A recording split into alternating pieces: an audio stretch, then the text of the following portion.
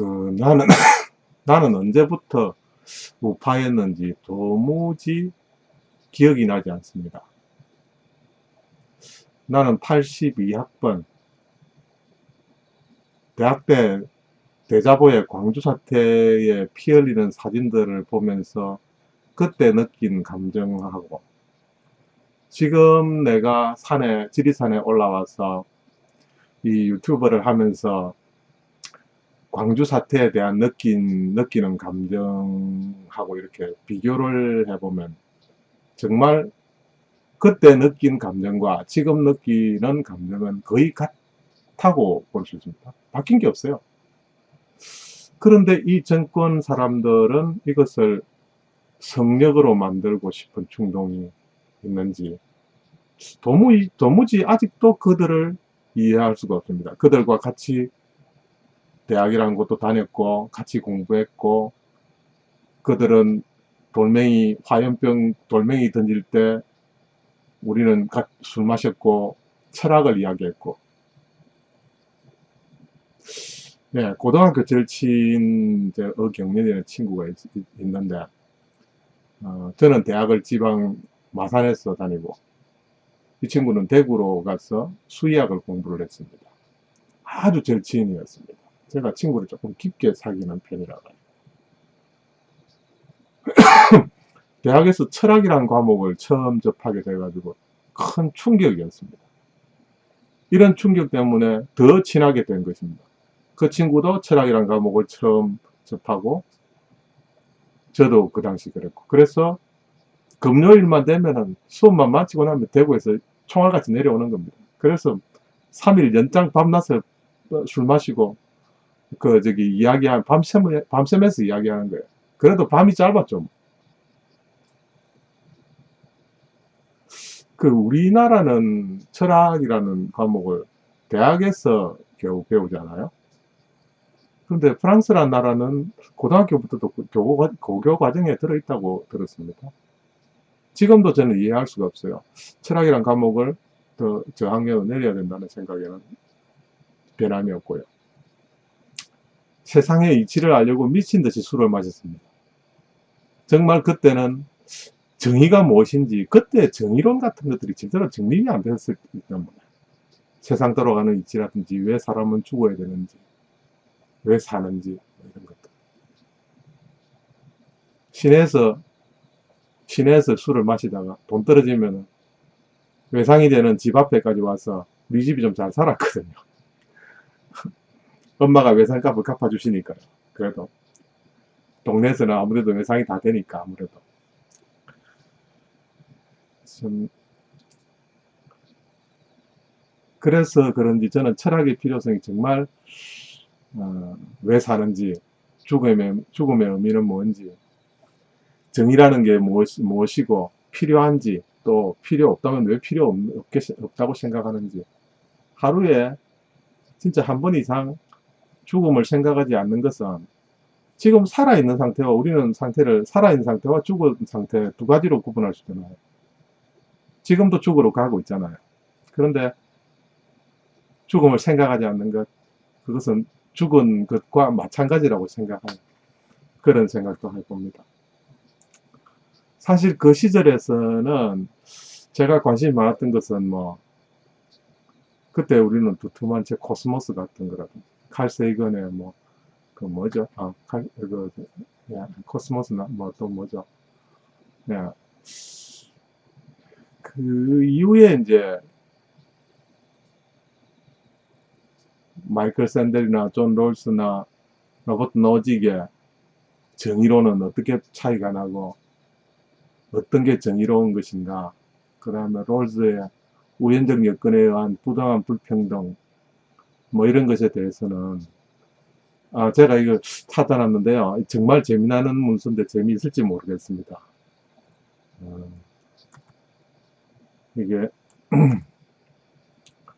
오, 이게 아닌데, 그죠? 예, 이렇게 나오죠. 정말 재미있는 문서라서 여러분들께 한번 보여드리고 싶은데, 한번 읽어보실 분들은 이렇게 잠깐 올려드릴 테니까. 사람들이 평등, 평등 이렇게 하는데 무엇이 평등인지, 우리가 진짜 평등하려면은 내가 정우성보다, 정우성이 내보다 잘생겼기 때문에 내보다 훨씬 더 우월적 지위를 가지고 있잖아요. 그거는 우연적 선택에 의해서 자기 엄마 아버지가 그렇게 낳았으니까 내가 그런데 그러면은 정우성 얼굴이 내 얼굴하고 똑같아져야 그게 정의로운 것이라는 거 아니에요? 그게 우연적 여건에 의한 부당한 불평등에 대한 존 롤즈의 정의론, 어떤 것이 정의로우냐, 이런 이야기들을 하는 것들이거든요. 뭐 지금 시간에 제가 다 말씀드릴 건 아니지만 그런 것들을 이야기하면서 공부하면서 이렇게 커왔습니다. 어제 머리를 깎고 나니까 좀 밑에 가니까 촌스럽다 이래가지고 촌스러운 게 좋잖아요. 그런데 그래도 촌스럽다 그러니까 좀 약간 느낌이 조금 이상한 듯 그렇긴 합니다만. 그래서 또 대학에서 또 새로운 친구를 만나게 됐습니다. 지금 바로 텔레비전이 바로 나오는지 모르겠습니다. 나오고 있네요. 녹음도 되고 있고. 이제 대학에 들어갔는데, 대학은 이제 경영학과를 갔어요. 전공이. 그러다가 또 재미가 있어서 철학이 아니고 저는 정산학을 부전공을 하고 이랬었는데, 하여튼 관심사가 많았습니다. 대학에 들어와서 만난 친구 중에서 심재훈이라는 친구가 있었는데, 이 친구는 1학년 때 철학이라는 과목에 미쳐가지고 전과를 해버려요. 과를 바꿔버려요. 전과라 그러는데, 그 친구도 이제 저도 이제 대화하는 걸 좋아하고 생각하고 대화하는 걸 좋아하기 때문에 또 이제 아주 좋은 친구였죠. 그런데 이 친구는 계속해서 저에게 말을 하는 거예요. 그 해겔과 마르크스 거기에 대해서. 그런데 도저히 자기도 이해할 수 없는 것을, 그래서 제가 왜 무엇을 어떻게 왜 이렇게 질문하면은 거기에 대한 정확한 답은 못하지만은 읽었던 책들을 나열하면서 제목과 일일이 나열하는 거예요. 정말 재미는 있었는데 나도 저렇게 되어야 되나 이런 데서는 좀 그 친구가 만약에 이 방송을 한번 듣고 있으면 한번 전화 좀 했으면 좋겠습니다. 그런 친구들이 있었다는 거죠. 밤새 잔디밭에 앉아서 해겔 마르크스를, 그러니까 그런데도 그 친구는 진짜 돌멩이 던지는 화염병 던지는 곳에 또 안 나갔어요. 가기도 갔어요, 그 친구는. 예. 그런 열정이 있었습니다. 근데 저는 그런 그런 열정도 없었고, 또 그것을 정당하게 표현하는 방법이 과연 데모였는지, 지금 생각해도 어떤 것이 옳은지, 지금 생각해서는 그렇게 하지 않았는 게 옳은 행동이었다고 생각합니다. 계속 하는 말이 그 친구에게, 야, 쉽게 설명해 봐봐. 쉽게 설명하는 것은 아는 것이다. 네 설명이 어렵거나 내가 알아듣지 못하는 것은 너는 모른다는 것을 증명하는 것이다. 이렇게 이야기를 많이 했죠. 약을 많이 올렸죠. 그 대학 시절의 축제, 그리고 돈, 대학생이라는 권력, 그 권력에서 대학이라는 또 뭐라 그럽니까? 대학위원회, 총학생회 이런 거 있잖아요. 지금 정권 좌파 친구들은 그때 태어났어요. 지금 알고 있는, 지금 제가 친구, 국회의원 하는 친구나 시장 하는 친구나 다 동기동창이고 이렇잖아요. 지금 짝지가 그렇고, 왜 짝지가 그렇고. 중간고사 시험 치기 싫어서 복사집에 돌멩이 던지는 것부터 시작된 게 일종의 그들이 이야기하는 운동이었잖아요. 운동을 너무 비하하는 것도 그렇겠죠. 그 사람들의 인생이니까. 그래서 나는 그 재미없는 데모에 참가하지 않았습니다.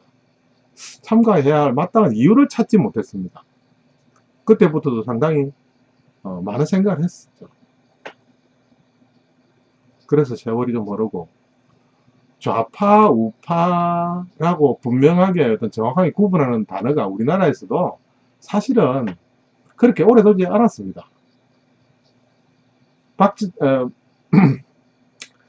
박근혜 정권이 무너지고 나서 확연하게 일반 국민들도 좌파, 우파라는 것을 알게 되었죠. 그 좌파, 우파를 그야말로 획정지은 사람이 홍준표였습니다. 쉽게 설명했죠. 야, 평등을 강조하면 좌파고 자유를 강조하면 우파다. 간단하잖아요.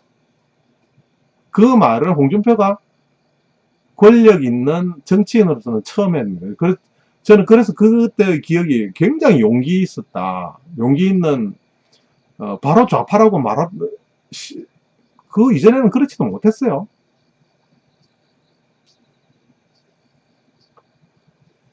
그 노무현 죽음을 저는 중국에서 들었습니다. 제가 중국에서 일을 했었거든요. 중국에서 그 시절에는 전화 중국어, 전화로 중국어를 가리키는 그런 사업을 했었어요. 그 시절에. 그때 노무현 사망 사건 소식을 딱 듣고 저는 노무현을 굉장히 좋아했었습니다. 왜냐면 그때 좌파 우파가 명확하지 않았었어요. 그리고 노무현은 정말 인간적이고 정의로운 사람이었다고 저는 기억해요. 실제로 정의로웠다고 생각합니다.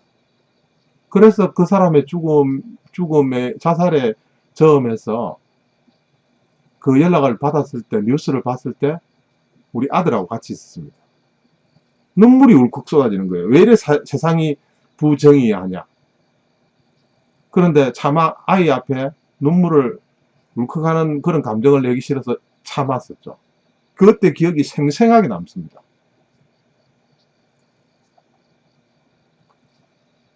노무현이 죽는 순간까지 저는 그 사람이 좌파라고 뭐 약간은 알았지만, 그러니까 평등을 강조한다, 인간적이다, 사람을 사랑한다 뭐 이런 쪽에서는 생각을 했지만 좌파라고 구분 짓지 않았습니다. 저는 모르겠습니다. 다른 분들은 굉장히 똑똑해서 그렇게 생각했을지 모르지만, 그러니까 노무현은 자살하는 그날부터 저에게는 좌파가 되었습니다. 왜 책임을 죽음이라는 걸로, 자살이라는 것으로, 그것도 극단적 선택을 했을까? 충분히 할 수 있는 기회가 있고 다른 일반 국민들보다 훨씬 더 많은 기회를 가진 사람이잖아요. 표현할 수 있는. 왜 그렇게 했을까? 그때부터 저는 노무현을 싫어하게 됐습니다. 어떻게 보면. 그 이전에 한 사람을 만났습니다. 여러 가지 그 사람이 정규제였습니다. 실제로 만난 건 아니고요. 칼럼을 통해서 자주 뵀는데, 이 사람이 정규제 TV라는 것을 개국을 하는 거예요. 그래서 유튜브로 제가 아마 그 정규제 TV 구독 십순위 안에 들 거예요. 근데 이 사람이 말하는 것 자체가 제 생각하고 똑같은 거예요. 그야말로 그냥 복사판이에요.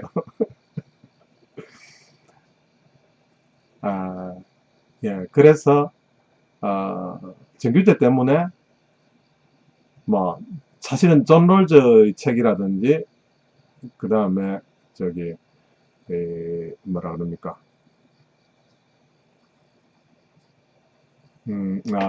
마이클 샌델 책은 그 전에 좀 그 시기에 읽어봤을 거예요.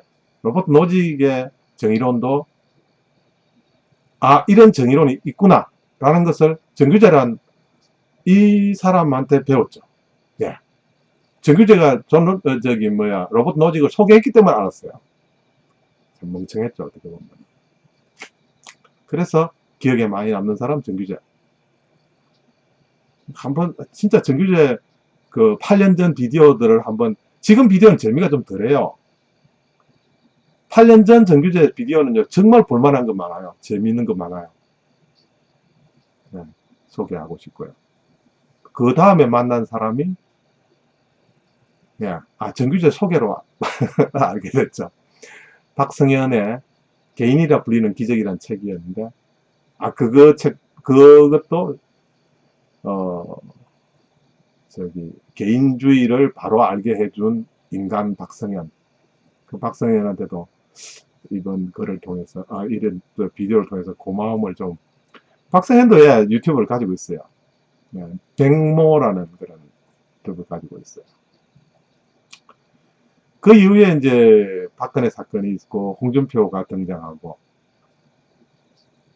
제가 홍준표를 제일 처음 좋아하게 된 이유는요, 그렇게 오래되지 않았어요. 홍준표가 좌파 우파를 정확하게 설명했던 그게 저한테는 큰 일종의 충동이었어. 지금 보면 정말 당연한 건데, 여러분들도 혹시 모르겠어요. 야, 너 좌파 우파 어떻게 구분하니? 그만큼 명확하게 설명할 수 있는 것 있을까요? 야, 평등을 강조하면 대부분 좌파야. 야, 자유를 더 소중하게, 평등 가치보다 더 소중하게 생각하면 그건 우파일 가능성이 많아. 예, 정말 명확한 말이잖아요. 그 이후에 우리가 제가 왜 이현주 같은 사람들을 하느냐면은 이야기하려고 하느냐 하면요, 그분들은 커밍아웃 한 지가, 그러니까 돌아선 지가 얼마 안 됐잖아요. 우리한테 사람이 그렇게 없는 것 아니잖아요. 굉장히 많은 사람들이 있잖아요. 그런데 돌아선 지 1, 2년밖에 안 되는, 2, 3년밖에 안 되는 그런 사람들을 왜 무슨 지도자급이니? 아니면은 그 사람을 몰라서, 뭐 이뻐서 그래요? 뭐 이쁘긴 좀 이쁩디다 그래. 젊어서 그래요? 젊으면 모든 것이 할 수 있다고 생각해요? 오늘 홍정욱이 이야기도 제가 뭐 좀 했으면 좋겠는데, 홍정욱은 뭐 다 할게. 우리한테 많은 사람들이 있고요. 오늘도 제가 어떤 사람을 만났냐면은 양영태 박사라고, 전 사실은 잘 몰랐었어요. 박정희 주치의라는 사람이 있었다, 이런 이야기만 들었었는데, 여러분, 양영태 박사, 유튜버가 있어요. 한번 정말 볼만합니다. 뭐, 여러분 아시다시피, 이분도 이번에 홍준표 지지를 선언한 분이에요. 박정희 주치의였다는 거. 나이가 80살이 넘었다는 거. 그런 정말 자유민주주의에 대한 확고한 신념이 있는 이런 분들도 우리에겐 되게 많아요. 그런데 좌파에서 우파로 넘어왔다는 간단한 그것 하나만으로, 젊다는 것 하나만으로, 예쁘다는 것 하나만으로 우리가 그것을 무슨 지도자급 반열에 올려놓는다는 이런, 그는 저는 있을 수 없다고, 그냥 그런 생각이 들어서 그 이야기도 좀 해보고요. 했었고요. 우리 정치에도 마이너리그와 메이저리그가 있다고 생각합니다. 솔직히 말해서 저는 아스팔트 가는 것은 마이너리그고요. 메이저리그라고 보면은 인터넷이라고 봅니다. 요즘은요.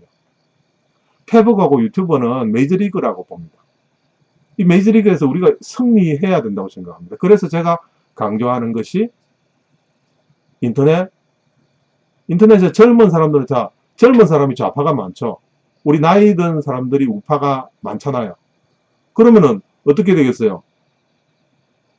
힘의 불균형이 일어나겠죠. 좌파는 인터넷에 많고 우파는 인터넷에 적으니까요. 인터넷에서 보는 거 즐기기만 즐기고 활동하지 잘 않잖아요.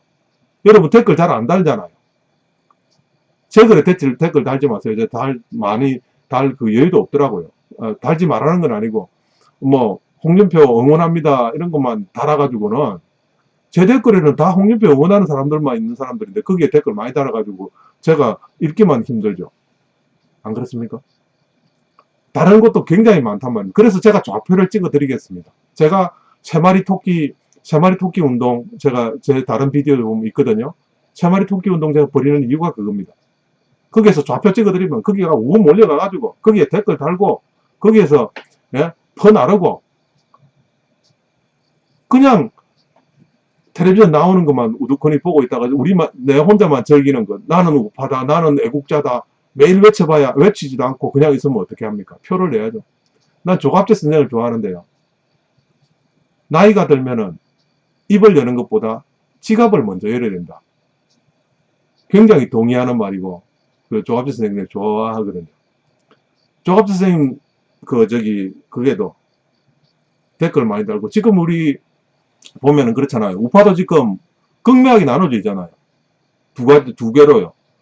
4.15 부정선거를 가지고 이슈화 시킬 사람과 시키면 손해나는 사람들 사이 두 가지로 완전히 이렇게 양분되어 있잖아요.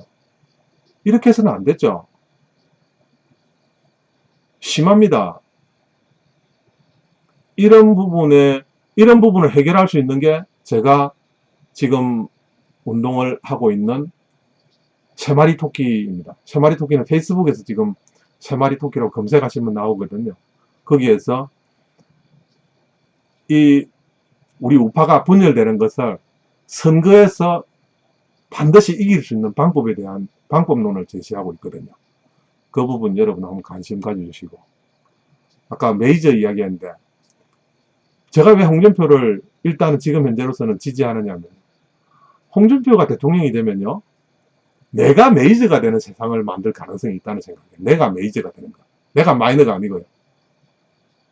그래서 지금부터라도 가능성이 있는 홍준표를 길들여야 된다 생각합니다.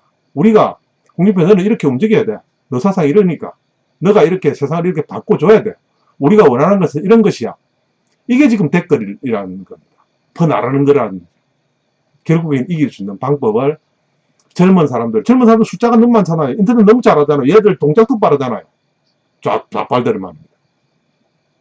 이 사람들을 이길 수 있는 우리가 힘은, 우리 나이 든 사람도, 나이 든 세대도 행동해야 된다는 겁니다. 가만히 앉아서 감이 입안에 떨어지기를 바라고 있는 우리 그 세대가 아닌지 한 번 더 생각해 봐야 됩니다. 우리가 자유민주주의를 쟁취해야 됩니다. 쟁취하려면요, 거리로 나서는 것도 좋습니다. 글을 쓰는 것도 좋고, 지갑을 여는 것도 좋고, 더 쉽고 편하게 하는 게 좌표를 제가 시트 공유하지 않습니까? 제 유튜브 아래에는 시트 공유가 있습니다. 시트 공유한데 제가 좌표를 딱 찍어드리면, 거기에서 그냥 무소불위의 힘으로 그냥 이렇게, 네? 우리 자유우파를 지향하는 우리 국민들이 함께 승리하는 방법은 그런 방법밖에 없다고 생각합니다. 아래에 보면요, 아직까지도 시트에 공유하는 사람이 많지 않아요. 널리 퍼뜨려 가지고요. 그것만 보시면 제가 항상 수정해 드리거든요. 그것으로 바로 좌표로 클릭 댓글 퍼나르기 이렇게 해가지고, 우리도 그 매너리즘에 빠져있는 강남 좌파들에게 경종을 울릴 수 있는 방법은요, 우리의 노력밖에 없습니다. 다시 말하면요, 나이가 들면 생각이 많으면은, 그렇다고 해서 입만 가지고 해서는 되지 않는다. 입은 닫고 지갑을 열어라 했습니다. 우리의 노력을 열어야 됩니다. 그 방법이 인터넷에 있고, 그 방법이 우리를 자유가 만연한 세상에서 우리를 살 수 있게 할, 거창하게 내 아이를, 내 손자를 좋은 나라에서 만들게 하고, 우리 그런 거창한 목표 필요 없습니다. 말보다는 행동이 필요한 겁니다. 지금 당장 하는 행동이 필요한 거 아니겠습니까? 제 시트에는 트렌드 곡선도 있습니다. 홍준표의 서브스크라이브가 얼마나 늘어나고 있는지, 이재명과 이낙연과 비교 그래프가 있습니다. 우리가 그 그래프로 끌어올려야 됩니다. 그게 우리가 해야 되는, 그게 애국할 때, 옛날에는 말입니다, 죽창 들고 칼 들고 총 쏘러 갔지만, 우리 지금 그런 시절 아니지 않습니까? 도시락 던지는 그런 시절이 아니지 않습니까? 우리는 도시락을 우리는 인터넷 댓글로 던져야 한다고 생각합니다. 장시간 말도 안 되는 이야기 이렇게 들어주셔서 여러분 감사합니다. 고맙습니다.